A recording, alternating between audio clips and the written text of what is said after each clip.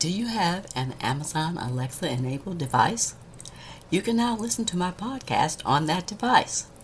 Just go to Alexa Skills, search for K-12 Education Untangled, click Enable to enable that skill, and voila! You're now able to listen to my podcast via your Alexa enabled device.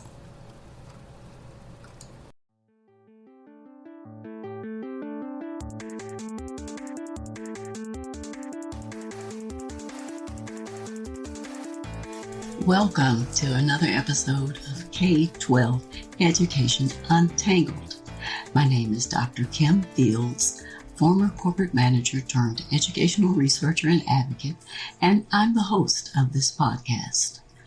I got into this space after dealing with some frustrating interactions with school educators and administrators, as well as experiencing the micro-discriminations that I faced while raising my two kids who were in the public school system. I really wanted to understand how teachers were trained and what the research provided about the challenges of the public education system. If you're looking to find out more about current topics in education that could affect you and your children, then you're in the right place. In today's episode, I will be discussing the background, policies, and potential interventions related to the disproportionality of school suspensions for African American children. A well-warranted fear of many African American parents who have boys in the K-12 public education system is that their child may experience suspension or expulsion from school. The implicit and explicit biases that children of color experience in the school environment on a daily basis is a reality.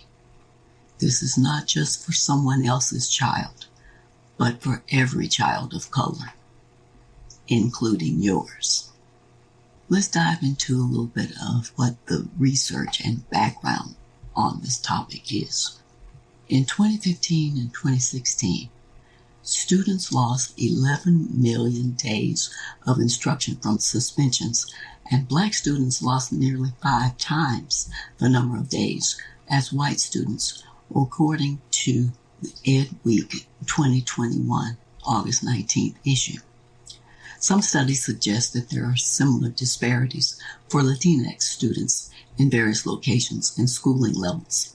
Researcher Richard Welsh, who wrote this Education Week article, and other researchers conducted a systematic review of literature and found studies that largely dispelled the notion that racial differences in exclusionary discipline were due to either higher rates of involvement in misbehavior or more severe misbehavior among Black students. Student socioeconomic status does not solely explain the differences and who receives exclusionary discipline. At all socioeconomic levels, Black students are more likely to be suspended than white students. Discipline disparities seem to be better explained by the behavior of adults, the teachers, assistant principals, and principals in the schools, rather than by student misbehavior or poverty. Less severe infractions make up the majority of disciplinary referrals to the principal's office, but teachers refer Black and white students differently for the same kind of misbehavior. White students are referred more than Black students for objective behaviors such as smoking, vandalism, leaving without permission, and obscene language, whereas Black students are referred more than white students for subjective behaviors, things like defiance of authority, disrespect, excessive noise, threat, and loitering. The bigger question is, why do these racial differences in disciplinary referrals and suspensions even exist? Recent evidence suggests that classroom and school level factors play a role. For example, Black students who have Black teacher have lower rates of suspension than expulsions, and although the K-12 student population is becoming more diverse, the teaching workforce remains largely white. Teacher responses to misbehavior may be mostly attributable to the teacher's racial perceptions and bias. Teachers as a group tend to deem students' behavior harmful or indicative of a harmful pattern when the students are Black. Misconduct from Black students is punished more harshly than the same misconduct from white students. Principals differ in their approach to discipline, and these variations influence suspension rates. Russell Skiba et al. In 2014, who is a member of the Discipline Disparities Research to Practice Collaborative, a group that involves 26 nationally known researchers, educators, advocates, and policy analysts that work together to address the problem of disciplinary disparities. Russell Skiba is one of the more notable researchers in this space. A recent study reported that the odds of a Black student being suspended from school was 1.78 times that of white students. Another study of students in Florida found that 39% of African American students were suspended, compared to 22% of white students. African American students were also suspended for longer periods of time than other students. At the intersection of gender and race, new research finds that males are more likely to be suspended than females, and Black males are consistently the most at risk for exclusionary discipline and arrest. However, in some schools, African American girls are at high risk of suspension and expulsion, especially in secondary schools. These racial and ethnic differences in the use of suspension and expulsion are not due to poverty or differences in types of behaviors and misbehaviors. Suspension is generally the first step in a chain of events leading to short and long-term consequences, including academic disengagement, academic failure, dropout, and delinquency. In a groundbreaking study, Breaking School Rules, Fabello and other researchers reported that suspension and expulsion for discretionary school violation nearly tripled a student's likelihood of juvenile justice contact within the subsequent year. A commonly relied upon intervention, such as alternative placements, have been found to exacerbate negative outcomes, especially for students of color. Additionally, when security measures are implemented in high schools, suspension rates and student misbehavior significantly increased for African American students when compared to low security schools. Researchers Kupchik and Catlaw found that young adults with a history of suspensions in schools were less likely to vote and volunteer in civic activities after high school.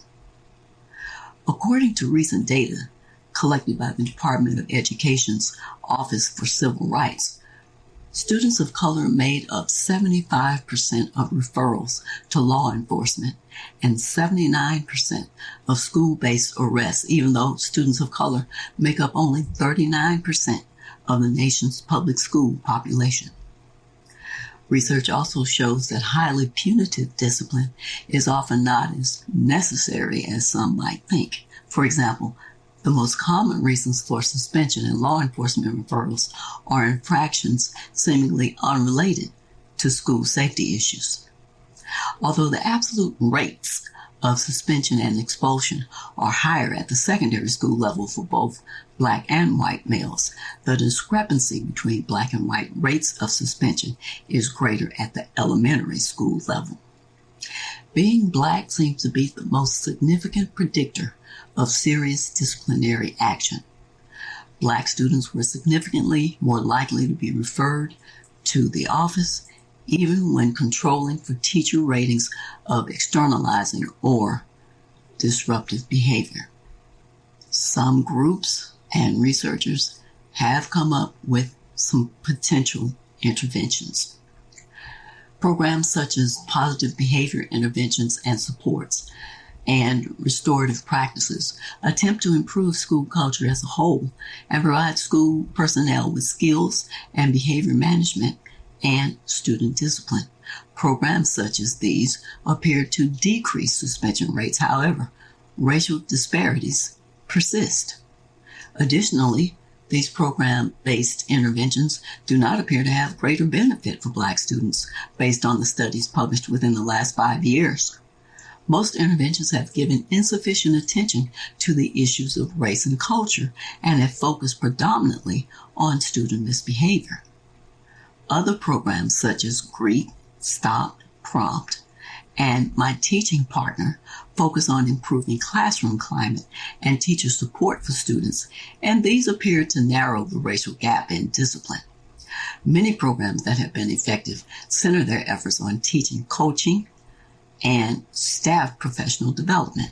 Research has implicated school perspectives and practices are among the most powerful predictors of suspension and disproportionality in suspension. Strong student-teacher and parent-teacher relationships are related to decreased suspension rates and an increased sense of safety. So the picture is not all bleak. There are alternative discipline systems that can reduce reliance on exclusionary and punitive approaches to discipline. These approaches have demonstrated the capability to reduce suspensions and expulsions, as well as improve school safety and academic outcomes, although there is little research on the effectiveness of intervention efforts to reduce racial ethnic disparities in discipline. The strategies involve 3 important components of school climate and school discipline that may lead to disparity reduction. 1. Relationship building between students and the teachers. 2. Structural interventions like changing disciplinary codes of conduct in the school. And 3. Emotional literacy, getting back to the social emotional learning.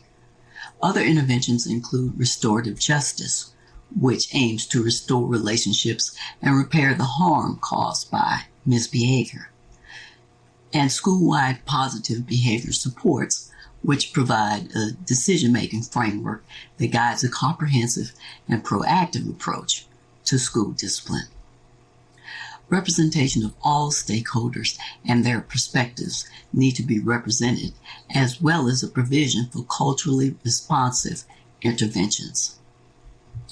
Systematic protocols used in schools that respond to students' threats of violence without resorting to zero-tolerance suspensions has shown to effectively reduce suspensions and racial disparities between Black and white males. While investing in social and emotional learning, support teams, and planning centers that focus on learner-centered approaches can reduce misbehavior and decrease out-of-school suspensions, more explicit attention still needs to be paid to race, culture, and differences in order to reduce racial disparities. An interesting research report came to my attention by Amy Sifford in 2014, in which she reported that the Department of Education's Office of Civil Rights published data in 2014 that, for the first time, tracked preschool suspensions and expulsion rates.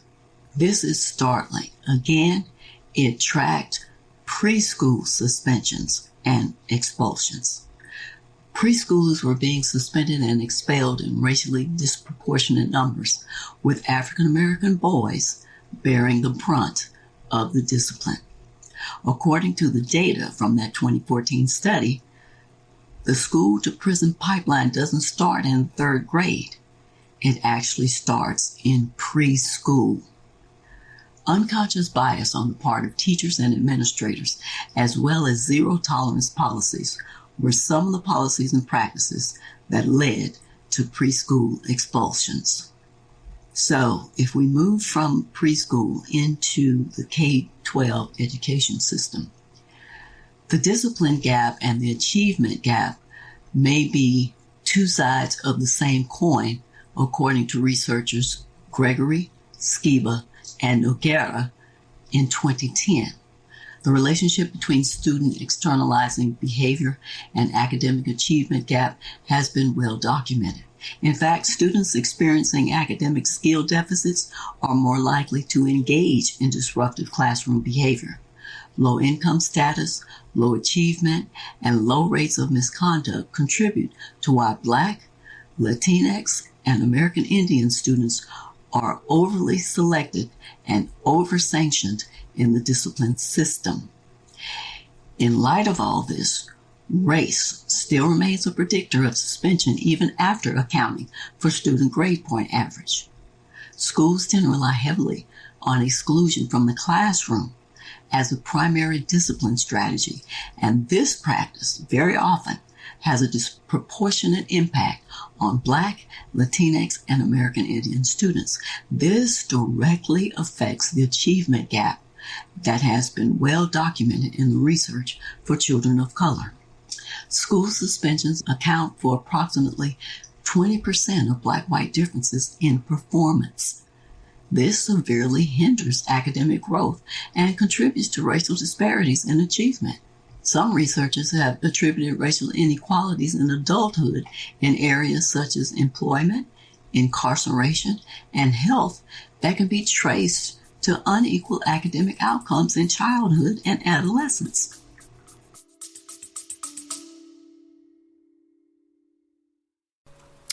Love my show? Consider being a regular subscriber. You can subscribe for as little as $3 per month. Just go to https://tinyurl.com/podcast support. There's no contractual obligation. You can cancel at any time. If you choose to subscribe, I'll give you a special shout out thanking you in an upcoming episode. Remember, that's https://tinyurl.com/podcast support to subscribe.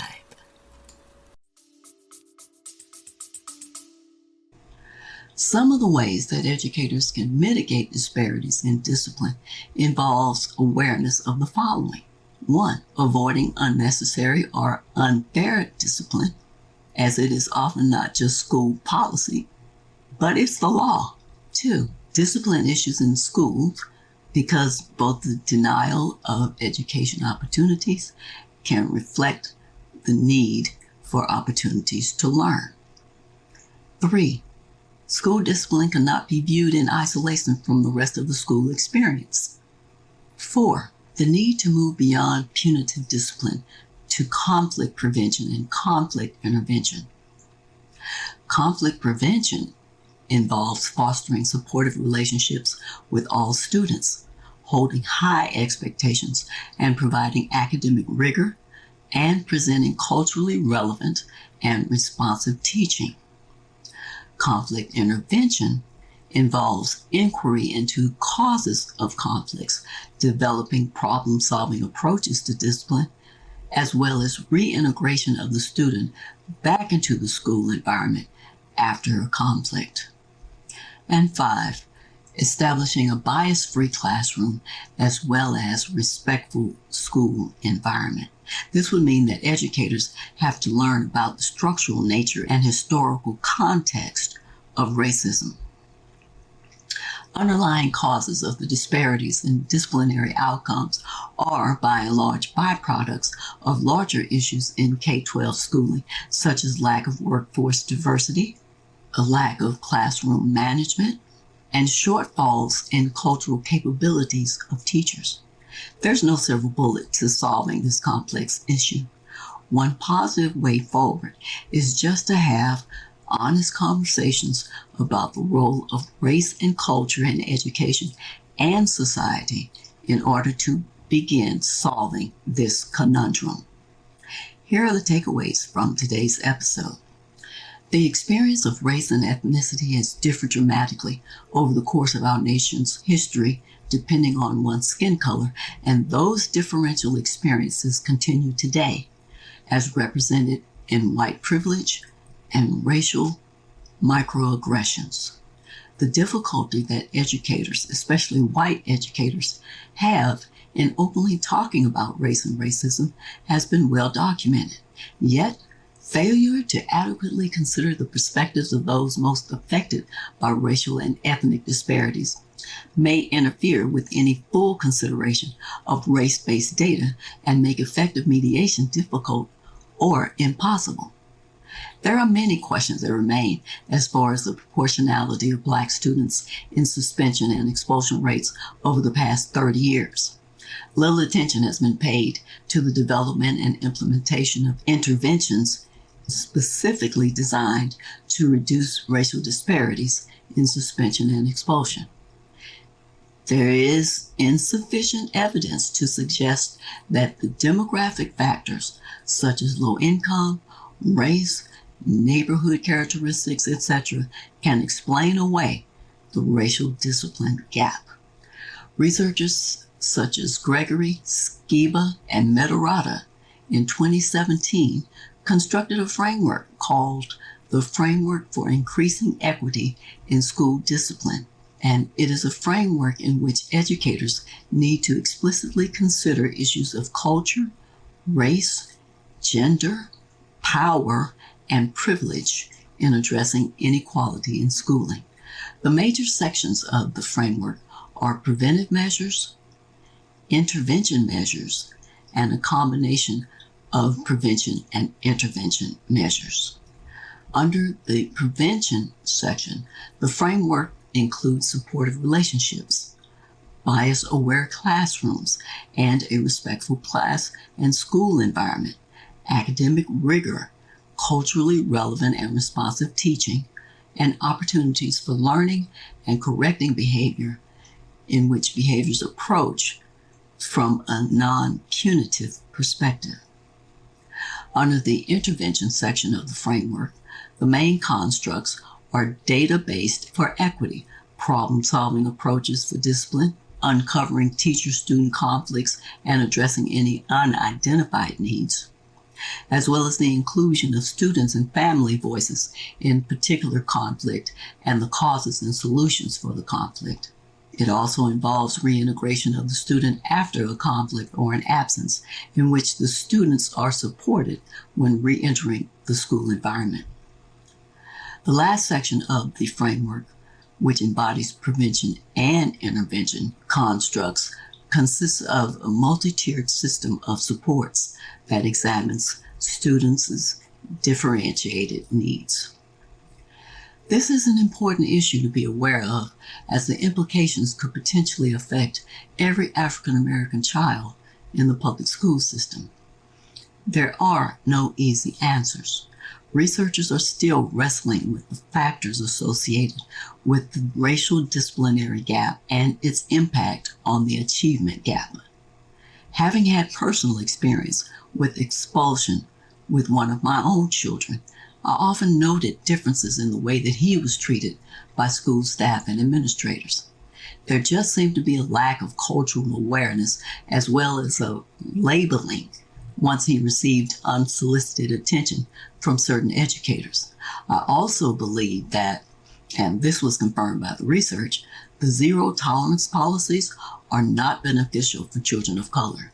In his case, he was able to still successfully graduate from an alternative high school on time, but it's hard to say what the realities of his public school experience would have been had he not been caught up in the racial disproportionality of school site disciplinary policies. Researchers Carter, Skiba, Pollock, et al. In 2014 indicated that reducing unnecessary or unequal discipline requires transforming instruction and school practice in order to promote all students' academic, social, emotional, and behavioral development. It also requires educators to think differently about how staff members interact with students and how students interact with each other. And finally, it requires that all constituencies, including school staff, students, parents, community-based organizations, police, and even juvenile justice system, to meaningfully engage in promoting change in racial disproportionality in disciplinary practices, primarily suspensions, and expulsions. Achieving racial equity in school discipline requires action. It requires leadership and a commitment to counteract old habits and stereotypes. Roots of racial inequality in our schools and our society extend from centuries ago. Eliminating disciplinary disparities and other inequities in our educational system will require ongoing awareness of how these disparities are produced and a steadfast, intentional commitment to end them. If this is the type of subject matter and discussion that resonates with you, please subscribe to my podcast on whatever service you're listening to this. Also, I'd love to hear from you, so please leave me a comment or a review. And share this episode with anyone that you think would find it valuable. Be sure to tell your friends, your family, your community about my podcast. Additionally, you can connect with me on Instagram, Twitter, and Facebook with the handle Kim J. Fields. Thanks for listening today. I hope you'll come back for more K-12 educational discussions with even more exciting topics to untangle. By the way, if you have a burning question about a current issue or a specific topic that you'd like me to explore and discuss, shoot me a quick email at kim@liberationthrougheducation.com to let me know what your question is. Until next time, aim to learn something new every day.